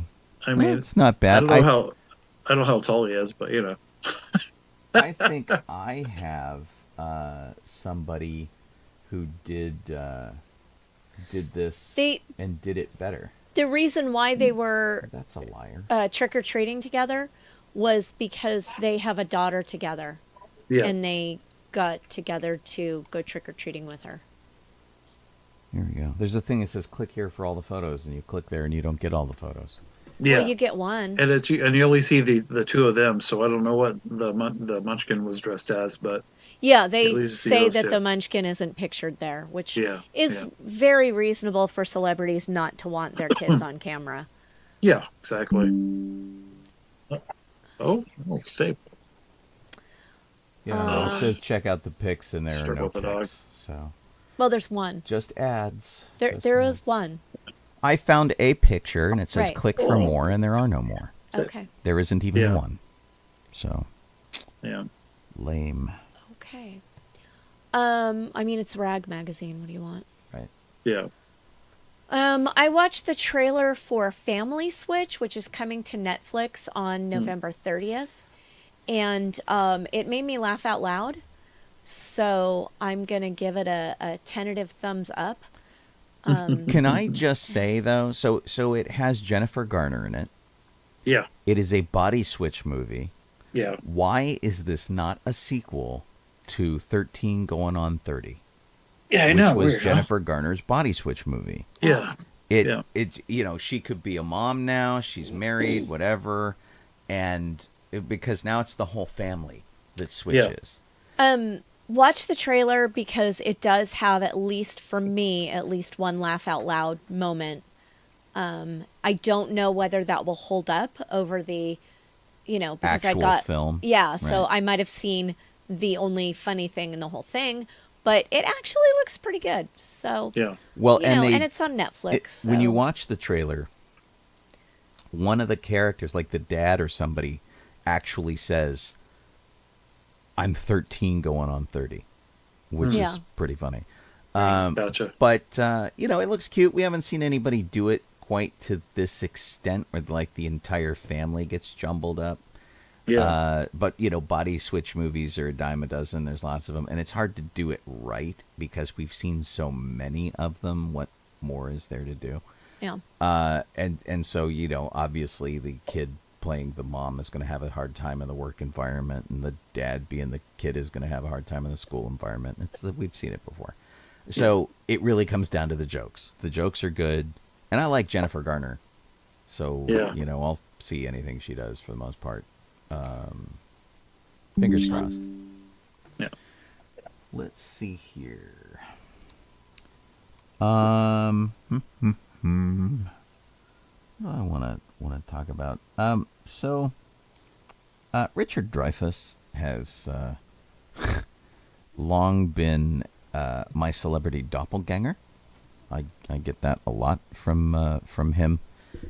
Everywhere I go, people tell me, and so, you know, I'm kind of, you know, keeping an eye on stuff that he's doing, and he has been going to conventions lately and signing autographs, which has been really kind of weird. Wacky. Yeah, it's really kind of strange. And of course, he was in Jaws, and there is a play that is written by Ian Shaw, who is Robert Shaw's son. Robert Shaw, of course, played Quint in the movie. That focuses on the backstage behind the scenes relationships, of everybody. And I'm sorry for all the dinging. There's messages that I can't seem to turn off the sound effects for, because Jeff's on Zoom and I need that volume up. So anyway, it's Richard Dreyfuss, Robert Shaw, and Roy Scheider as the main characters. Mm-hmm. And so Dreyfuss saw it. He said that he felt hurt by the play, which is called The Shark is Broken. Right. And he said, I went to see it to see if it was really going to hurt, and it did. It was pretty awful. Ian, who has more than any right to write whatever he wants, never called me and said, give me some background or give me your take on this and this. They just decided to make my character a big jerk. Apparently Ian Shaw used his late father's diary as a reference, but, you know, nobody knows what's really in it and how many liberties that he took. But according to Vanity Fair, Richard Dreyfuss was shown as a neurotic, fame-obsessed, comically insecure individual. And he said some of the parts were true, like when Shaw made a bet with Dreyfuss that he couldn't do 5 push-ups. And other parts where he had like a panic attack, he said weren't true. So kind of interesting to see what's gonna happen with this. Richard Dreyfuss is last man standing. He's the only guy left from the Jaws triumvirate. I'd be interested to hear what he's like at a convention, because he strikes me as slightly prickly. Yeah, well, so we ran into him at the AFI Film Awards, and admittedly, I'm sure he, you know, had a little wine, and it was the end of the event and that kind of thing, and he was accommodating, if not friendly. Yeah. I'm not saying unfriendly, just prickly, gruff is how I would characterize him. Yeah, exactly. Yeah. Yeah, so I'd be interested to see if the signing autographs, if he is, you know, somebody who people come away thinking that he's friendly, or whether they come away feeling like he's kind of prickly or whatever, which is fine either way. I just, you know. And what a weird situation for him to put himself into at a convention signing autographs. I mean, doesn't that seem strange to you? Maybe he needs money. Maybe he's bored. It's kind of nuts. But I think either that or somebody just talked him into it, you know, because he was bored. He just decided to go do something interesting, maybe hang out with fans. I mean, because who doesn't like to get that level of appreciation from somebody? Right. Where somebody's like, you know, oh my God, I love your work. I mean, who doesn't like to hear that? Yeah, I would think that it would be really fun to have that, but it might get old too. I don't know. Yeah.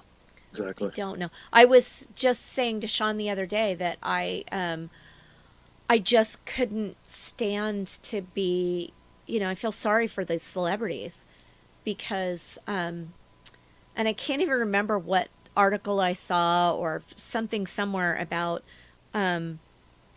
just about, they try to go out somewhere and then people are really awful to them just because they're a celebrity and people feel entitled to their time.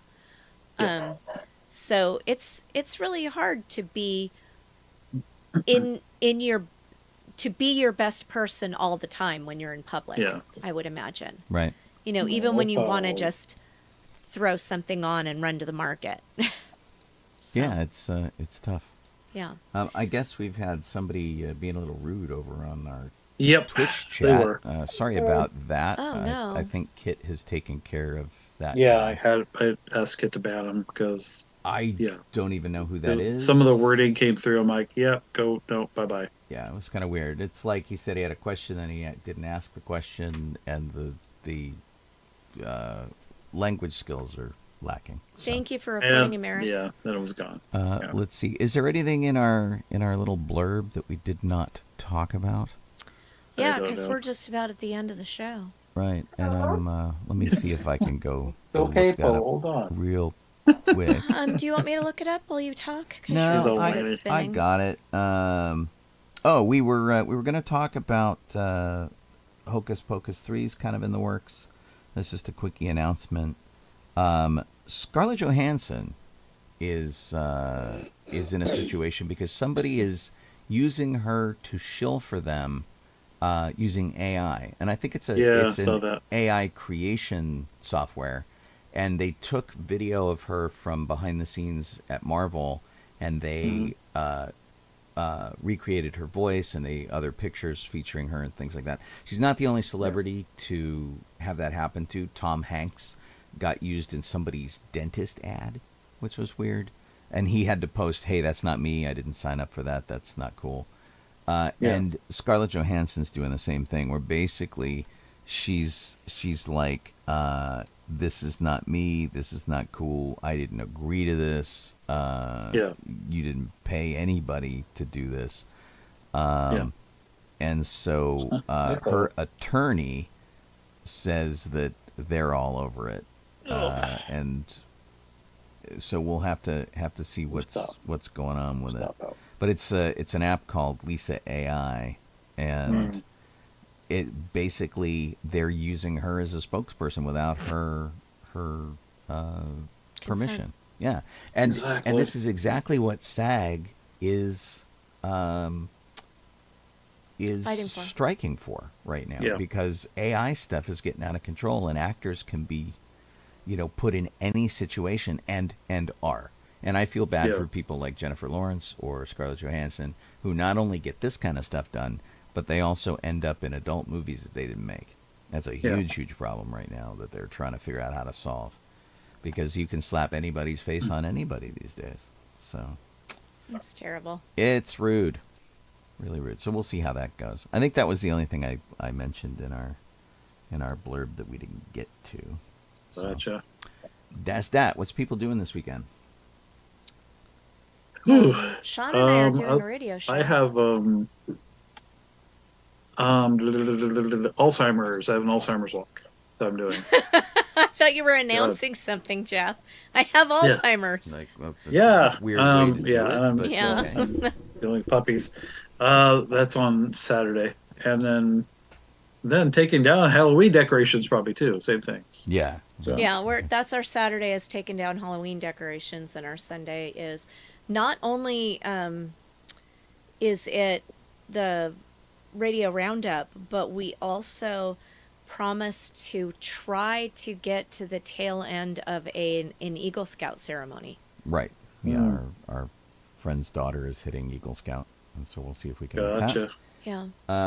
Oh, Stacy's down. Stacy's on. Just a side note to Stacy, I have your Jedi tunic for you. We have to meet up and do a try on and a hostage swap. I picked one up at Disney for her. So Cool. Gosh, yeah, I guess that's about it. I'll be on the air tomorrow for Docking Bay. Or, sorry, for Good Morning Tatooine, 9 a.m. Pacific time, 12 p.m. Eastern time. We'll wrap out the week, which will be great. This show repeats later on in the week. It's Saturday, I think. Yeah, Saturday at 6 a.m. At 6 a.m. This repeats in case you missed anything. PST. And you could find us on YouTube and on Twitch and on Facebook, all of those places. If you missed any part of the show, go back and do that. If there's a way to like or subscribe or anything like that, we appreciate it when you can do that, because that's how we know that you've been here.